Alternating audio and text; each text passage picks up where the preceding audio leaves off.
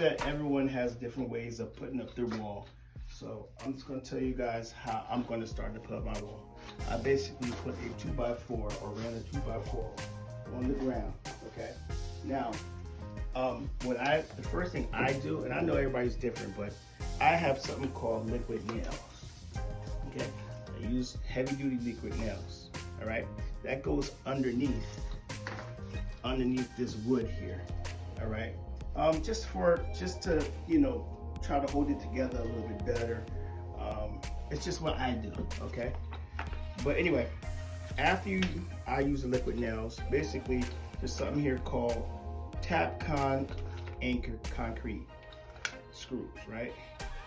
All right, it's just concrete screws, all right? So I'm gonna drill a hole, and you need a special type of drill. Let me just say this. You need a drill that's able to drill into concrete. I got this from Home Depot, this particular drill bit, and about $10. I think it's truly worth it, okay? So what I'm gonna do is basically drill holes here, drill the holes, and I'm gonna use my Tapcon concrete anchor, all right, screws. And after I screw it into the ground, you hit it on top and it'll be good. Now, I know some people use all this fancy stuff and they buy the actual air guns and all this stuff, but if you don't have it like that, you do what you have to do. All right, there are other options that you have available. So I'm gonna go ahead and get started with a little bit of drilling. If you guys wanna watch for a few seconds, you can. So let's just go ahead and get started and see what happens.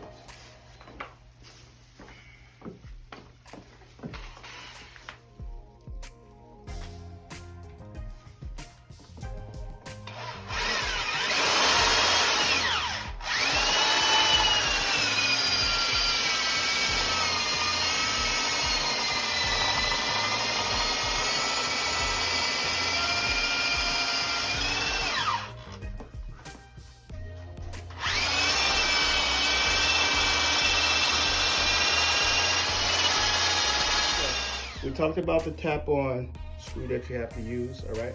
Now, what I've realized and I've learned is that the thicker the screw, the better, okay? When I first tried tried using these screws, I would get the real thin ones. What I would notice is that when I would screw it in and then I would hit it, it would not go all the way through. So my recommendation is to get one that's a little bit thicker, you know, has some weight to it, so that when you eventually hit it, it will stay in and go through, okay?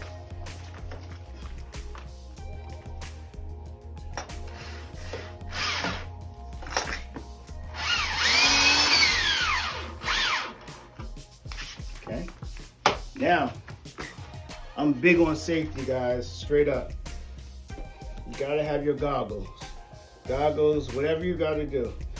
Yeah, I mean, these things cost $1 at the dollar store. Better to be safe than to be sorry, okay? So please, safety first. Once you screwed it in, you see that you still have some of the screw left, all right? You're simply going to hit it, okay?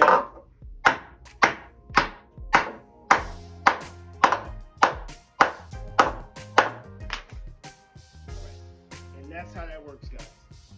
So let's start with this beam here, okay? So this beam basically holds up the structure of the house. There's no way to get rid of this beam. If you were to get rid of this beam, you would have to run more beams in other locations, and that's not profitable right now. That's not worth it right now to do that. We're gonna leave this here, but we're gonna cover it up and hide it inside of the wall, okay?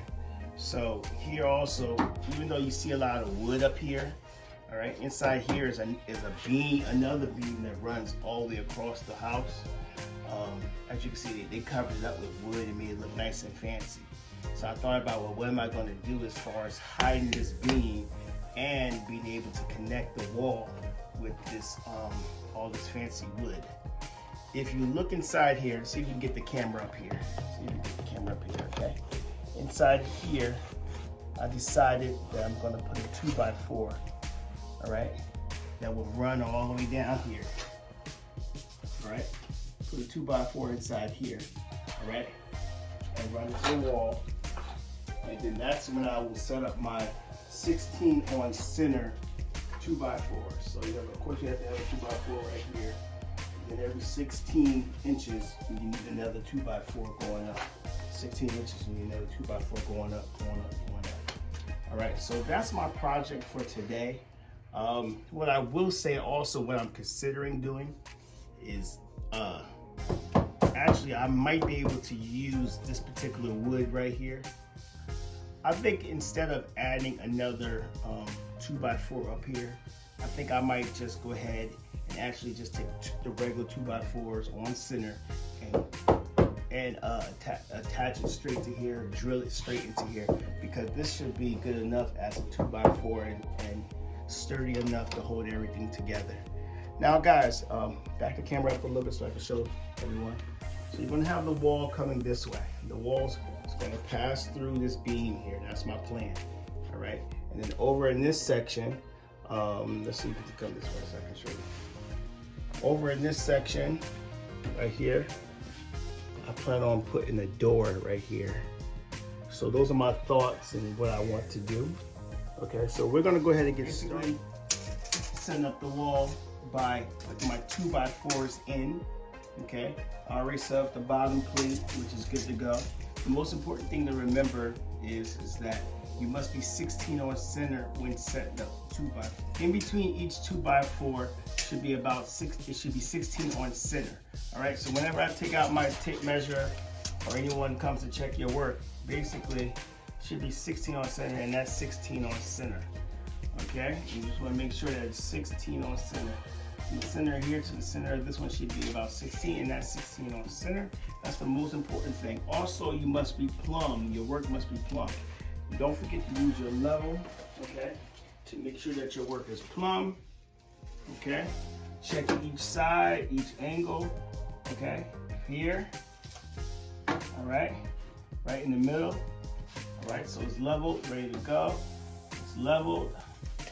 Check here to make sure that it's leveled, everything's good.